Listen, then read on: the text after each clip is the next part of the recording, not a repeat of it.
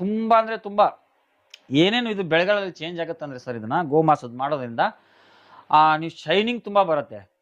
ಬೆಳೆಗಳಲ್ಲಿ ತುಂಬಾ ಅಂದ್ರೆ ತುಂಬಾ ಶೈನಿಂಗ್ ಯಾವ ತರ ಅಂದ್ರೆ, ಈ ಮಾರ್ನಿಂಗ್ ಟೈಮಲ್ಲಿ ಹೆಂಗ್ ಚೆನ್ನಾಗಿ ಕಾಣುತ್ತೋ ಗಿಡ ಮರ ಬಳ್ಳಿನೋ ತರಕಾರಿನೋ, ಮಾರ್ನಿಂಗ್ ಟೈಮಲ್ಲಿ ಎಷ್ಟು ಚೆನ್ನಾಗಿ ಕಾಣುತ್ತೋ, ನೀವು ಮಧ್ಯಾಹ್ನ ಟೈಮ್ ಎಂತ ಬಿಸಿಲು ಇದೆ ಅಂದ್ರೂ ಕೂಡ ಮಧ್ಯಾಹ್ನ ಟೈಮಲ್ಲೂ ಕೂಡ ಅದೇ ಕಳದಲ್ಲಿ ಇರುತ್ತೆ. ಅಷ್ಟು ಶೈನಿಂಗೇ ಇರುತ್ತೆ. ನಮಸ್ಕಾರ ಎಲ್ಲ ರೈತ ಬಾಂಧವರಿಗೂ. ನಾನು ಶಿವ ಪಾಟೀಲ್, ಗದಗ್ ಡಿಸ್ಟಿಕ್ ಇಂದ ಮಾತಾಡೋದು. ನಮ್ಮ ಬಳಿ ಬಂದ್ಬಿಟ್ಟು ಗೋ ಮಾಸದ್ದು ಅಂದ್ರೆ ಹಸು ಕರ ಹಾಕಿದ ನಂತರ ಬರುತ್ತೆ. ಮೈಸೂರು ಭಾಗದಲ್ಲೆಲ್ಲ ಕಸ ಅಂತಾರೆ, ನಮ್ಮ ಭಾಗದಲ್ಲಿ ಮಾಸ್ ಅಂತಾರೆ. ಹಸು ಕರ ಹಾಕಿದ ನಂತರ ಬರ್ತಕ್ಕಂಥ ಈ ಮಾಸದಿಂದ ನಾವೊಂದು ದ್ರಾವಣವನ್ನು ತಯಾರು ಮಾಡ್ತಾ ಇದೀವಿ. ಗೋಮಾಸ ದ್ರಾವಣ ಸರ್? ಹಾ, ಗೋಮಾಸ ದ್ರಾವಣ ಸರ್. ಗೋಮಾಸ ದ್ರಾವಣ ತಯಾರಿ ಮಾಡ್ತಾ ಇರ್ತೀವಿ.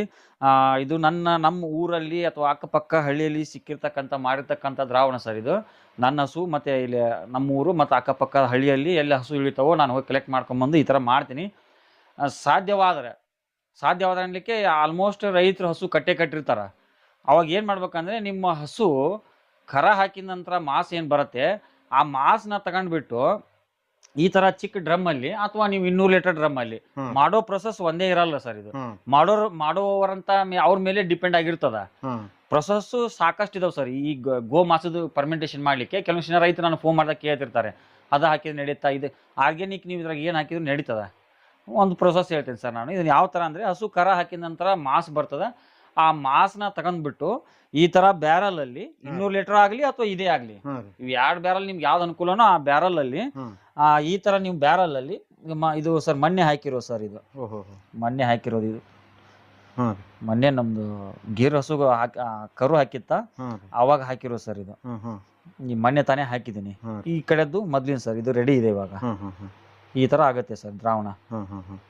ಈ ಮಾಸ್ ಹಾಕಿ ಏನೇನ್ ಹಾಕ್ಬೇಕ್ರಿ ಸರ್? ಇದನ್ನೇ ಫಸ್ಟ್ ಮಾಸ್ ಹಾಕ್ಬೇಕು ಸರ್. ಡ್ರಮ್ ಅಲ್ಲಿ ಮಾಸ್ ಹಾಕ್ಬಿಟ್ಟು 3 ಲೀಟರ್ ಗೋಮೂತ್ರ, ಅಂದ್ರೆ ಅಂದಾಜ್ ಸರಿ ಸಮಾನ ಮಾಸ್ದು ಸರಿ ತೂಕ ಅಂದಾಜ್ 3 kg ಇರುತ್ತೆ ಸರ್ ಮಾಸು. 3 kg ಮಾಸ್ ಇತ್ತಂದ್ರೆ ಮಾಸ್ ಹಾಕಿದ ನಂತರ 3 ಲೀಟರ್ ಗೋಮೂತ್ರ, 3 ಲೀಟರ್ ಮಜ್ಜಿಗೆ, 3 kg ಪ್ಯೂರ್ ಸಾವಯವ ಬೆಲ್ಲ. ಅಂದ್ರೆ ಇದು ಏನ್ ಹಾಕ್ತೇವೋ ನಾವು ಪ್ರಾಡಕ್ಟ್ ನ ಎಲ್ಲ ದೇಶಿದೇ ಆಗಿರ್ಬೇಕು.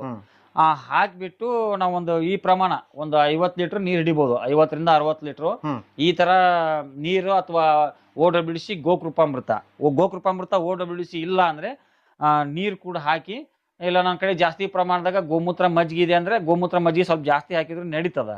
ಹಾಕ್ಬಿಟ್ಟು ಒಂದು 3 ತಿಂಗಳು ಹಿಂಗೆ ಕಳಿಡ್ಬೇಕು ಸರ್. ಇದನ್ನ 3 ತಿಂಗಳು ಪ್ಯಾಕ್ ಮಾಡಿ ಇಡ್ಬೇಕು. 3 ತಿಂಗಳು ಫುಲ್ ಏರ್ ಟೈಟ್ ಮಾಡಿಬಿಟ್ಟು ಇಡ್ಬೇಕು ಸರ್. ಇದನ್ನ 3 ತಿಂಗಳು ಇದನ್ನ ಕಳೆಯಕ್ಕೆ ಇಟ್ಟಿಟ್ರೆ ನಿಮ್ಗೆ ಪೂರ್ತಿ ನಂಬರ್ 1 ದ್ರಾವಣ ರೆಡಿ ಆಗ್ತದ. ಎಲ್ಲ ಕರಗಿ ಹೋಗ್ತದೆ. ಎಲ್ಲಾ ಕರಿಗೆ ಹೋಗ್ತದೆ ಸರ್. ಕರಿಗೆ ಹೋದ ನಂತರ ಇದನ್ನ ತೆಗೆದ್ಬಿಟ್ಟು ನಾವು ಬೆಳೆಗೆಲ್ಲ ಬಳಸ್ಕೋಬಹುದು. ಕೆಲವೊಂದಿಷ್ಟು ಜನ ಇದನ್ನ ದ್ರಾವಣ ಹಾಕೋ ಮುಂದೆ ಗೋಕೃಪಾಮೃತ OWC ಅಥವಾ ಇನ್ನೇನೋ ಹಾಕಿರ್ತಾರ ಗೋಮೂತ್ರ ಮಜ್ಜಿಗೆ ಹೆಚ್ಚು ಕಡಿಮೆ ಆದಾಗ ಇದನ್ನ ಬಳಸೋದು ಒಂದೇ ಪ್ರಮಾಣ ಸರ್. ಬಳಸೋದು ಇಂಪಾರ್ಟೆಂಟ್. ಇದ್ರಲ್ಲಿ ರೆಡಿ ಮಾಡೋದು ಎಷ್ಟು ಇಂಪಾರ್ಟೆಂಟು, ಬಳಸೋದು ಅಷ್ಟೇ ಇಂಪಾರ್ಟೆಂಟ್. ಏನ್ ಬಳಸೋದು ಇಂಪಾರ್ಟೆಂಟ್ ಅಂತ ಹೇಳ್ತಾ ಇದೀನಿ ಅಂದ್ರೆ, ಇದನ್ನ ನೀವು ಭೂಮಿ ಕೊಡೋದಾದ್ರೆ ಮಿನಿಮಮ್ 10 ಎಕರೆಗೆ ಆಗ್ತದ. ನೀವು 6 ಎಕರೆಯಿಂದ 10 ಎಕರೆಗೆ ಬಳಸ್ಕೋಬಹುದು ಒಂದು ಹಸುವಿನ ಮಾಸದಿಂದ ಸರ್. ಯಾಕಂತಂದ್ರೆ ಇದನ್ನ ಹೆಚ್ಚಿಗೆ ಕಡಿಮೆ ಬಳಸಿದ್ರು ಏನು ಡ್ಯಾಮೇಜ್ ಆಗಲ್ರಿ ಸರ್. ಪೀಕಿಗೆ ಏನ್ ತೊಂದರೆ ಆಗಲ್ಲ. ಒಂದು 8 ರಿಂದ 10 ಎಕರೆ ಭೂಮಿ ಕೊಡೋದಾದ್ರೆ ಒಂದು 8 ರಿಂದ 10 ಎಕರೆ 6 ಎಕರೆ ಕೂಡ ಹಾಕಿದ್ರು ಚೆನ್ನಾಗಿ ಪವರ್ಫುಲ್ ಆಗ್ತೈತಿ ವಿನ ನಿಮ್ಗೆ ಏನ್ ತೊಂದರೆ ಕೊಡಲ್ಲ. ಅಂದ್ರೆ ಈ ಡ್ರಮ್ ಅಲ್ಲಿ ಮಾಡಿದ್ರೆ ಇಷ್ಟು ಪ್ರಮಾಣ ನೀರ್ ಹಾಕ್ಬೋದು, ದೊಡ್ಡ ಡ್ರಮ್ ಅಲ್ಲಿ ಮಾಡಿದ್ರೆ 200 ಲೀಟರ್ ನೀರ್ ಹಾಕೊಂಡು ಮಾಡ್ಕೋಬಹುದು. ಮುಂದೆ ಬಳಸು ಮುಂದ ವಿಧಾನ ಒಟ್ಟ ಕೊಡೋದು ಮಾತ್ರ 6 ರಿಂದ 10 ಎಕರೆ 6 ರಿಂದ 10 ಎಕರೆ ಕೊಡ್ಬೋದು ಸರ್. ಸ್ಪ್ರೇ ಮಾಡೋದಾದ್ರೆ ನೀವು ಇದನ್ನ 200 ಲೀಟರ್ನಾಗ ನಾವು ಸ್ಪ್ರೇ ಮಾಡಿರಪ್ಪ ಅಂತಂದ್ರೆ ಒಂದು ಅರ್ಧ ಲೀಟರ್ ಒಂದು ಟ್ಯಾಂಕಿಗೆ ಹಾಕೊಂಡು ಸ್ಪ್ರೇ ಮಾಡ್ಕೋಬಹುದು. ಇದು ಅಷ್ಟು ಸಾಕು ಸರ್. ನಾವ್ ಇಂತ ಸಣ್ಣ ಡ್ರಮ್ ಅಲ್ಲಿ ಸಣ್ಣ ಪ್ರಮಾಣ ಮಾಡ್ಕೊಂಡಿದೀವಿ. ಒಂದು ಹಸುವಿಂದ ಒಂದು ಮಾಸದಂದ್ರೆ ಒಂದು 100 ml 150 ml ಹಾಕೊಂಡು ಸ್ಪ್ರೇ ಮಾಡ್ಬೋದು ಸರ್. ಇದು ಗೋನ್ ಅಂದಾಜೆಲ್ಲ ಎಷ್ಟು ರಿಸಲ್ಟ್ ಕೊಡುತ್ತೋ ಅದಕ್ಕಿಂತ ಇನ್ನೂ ಜಾಸ್ತಿ ಅನ್ಕೊಳ್ರಿ ಸರ್. ಅದಕ್ಕಿಂತ ಜಾಸ್ತಿನೇ ರಿಸಲ್ಟ್ ಕೊಡುತ್ತೆ. ತುಂಬಾ ಅಂದ್ರೆ ತುಂಬಾ ಏನೇನು ಇದು ಬೆಳೆಗಳಲ್ಲಿ ಚೇಂಜ್ ಆಗುತ್ತೆ ಅಂದ್ರೆ ಸರ್, ಇದನ್ನ ಗೋಮಾಸದ ಮಾಡೋದ್ರಿಂದ ನೀವು ಶೈನಿಂಗ್ ತುಂಬಾ ಬರುತ್ತೆ. ಬೆಳೆಗಳಲ್ಲಿ ತುಂಬಾ ಅಂದ್ರೆ ತುಂಬಾ ಶೈನಿಂಗ್ ಯಾವ ತರ ಅಂದ್ರೆ, ಈ ಮಾರ್ನಿಂಗ್ ಟೈಮಲ್ಲಿ ಹೆಂಗ್ ಚೆನ್ನಾಗಿ ಕಾಣುತ್ತೋ ಗಿಡ ಮರ ಬಳ್ಳಿನೋ ತರಕಾರಿನೋ, ಮಾರ್ನಿಂಗ್ ಟೈಮಲ್ಲಿ ಎಷ್ಟು ಚೆನ್ನಾಗಿ ಕಾಣುತ್ತೋ, ನೀವು ಮಧ್ಯಾಹ್ನ ಟೈಮ್ ಎಂತ ಬಿಸಿಲು ಇದೆ ಅಂದ್ರೂ ಕೂಡ ಮಧ್ಯಾಹ್ನ ಟೈಮಲ್ಲೂ ಕೂಡ ಅದೇ ಕಳದಲ್ಲಿ ಇರುತ್ತೆ. ಅಷ್ಟು ಶೈನಿಂಗೇ ಇರುತ್ತೆ. ಇದು ಹಿಂಗ್ ಎಲೆಗಳು ಹಿಂಗ ಆಗದ ಜೋಲ್ ಹಾಕಲ್ಲ ಈ ತರ ಏನಾಗಲ್ರಿ ಸರ್. ಮಾರ್ನಿಂಗ್ ಟೈಮ್ ಹಿಂಗ್ ಎಲೆ ಹೆಂಗಿರುತ್ತೋ ಮಧ್ಯಾಹ್ನ ಅಂತ ಸುಡು ಬಿಸಿಲಲ್ಲೂ ಕೂಡ ಎಲೆಗಳು ಹಿಂಗೆ ಇರ್ತದ. ಅಷ್ಟು ಚೆನ್ನಾಗಿ ರಿಸಲ್ಟ್ ಬರ್ತದೆ ಸರ್ ಇದು. ಎಲೆ ಇದು ಅಂದ್ರೆ ಇದು ತೇವಾಂಶ ಹಿಡಿದಿಟ್ಕೊಂತ ಶಕ್ತಿ ಜಾಸ್ತಿ ಆದಾಗ ತಂಪಿರುತ್ತೆ ಸರ್ ಕೆಳಗಡೆ ಎಲ್ಲ. ರೆಡಿ ಆದ್ಮೇಲೆ ಲಿಕ್ವಿಡ್ ಯಾವ ತರ ಇರ್ತದೆ ಸರ್? ಸರ್ ಇದು ರೆಡಿ ಆದ ನಂತರ ಈ ತರ ಲಿಕ್ವಿಡ್ ಬರುತ್ತೆ, ಈ ತರ ಬರುತ್ತೆ ಸರ್ ಇದು. ಓಹೋ, ಈ ತರ ರೆಡಿ ಆದ ನಂತರ ಈ ತರ ದ್ರಾವಣ ರೆಡಿ ಆಗ್ತದೆ. Super sir. ಈ ತರ ಇದೆ ಸರ್. ಅಂದ್ರೆ ಈ ತರ ಚಿಕ್ಕ ಡ್ರಮ್ ಅಲ್ಲಿ ಮಾಡ್ಕೊಂಡ್ರೆ ಕಡಿಮೆ ಪ್ರಮಾಣದಲ್ಲಿ ಹಾಕಿ ಸ್ಪ್ರೇ ಮಾಡಬಹುದು. ಹೌದು ಸರ್, ಹೌದು. ದೊಡ್ಡ ಡ್ರಮ್ ಅಲ್ಲಿ ಹಾಕಿ ಮಾಡಿದ್ರೆ ಜಾಸ್ತಿ ಮಾಡ್ಕೊಳ್ಳೋದು. ಸ್ಪ್ರೇಗಾದ್ರೆ ಒಂದು 20-30 ಎಕರೆಗೆ ಆಗ್ತದೆ ಸರ್ ಇದು. ಗೋಮಾಂಸ ದ್ರಾವಣ ಸರ್ ಇದು.